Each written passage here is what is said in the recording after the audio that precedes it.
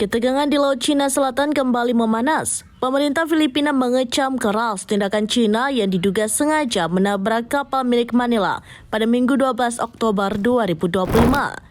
Insiden ini terjadi di wilayah perairan yang masih dipersengketakan kedua negara.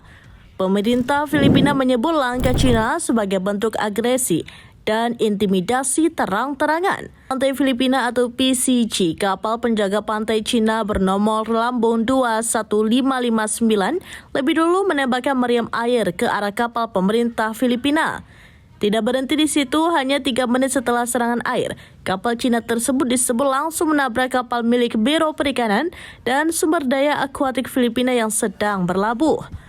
Beruntung tidak ada korban luka dalam insiden panas yang kembali memperkeruh hubungan Manila dan Beijing itu.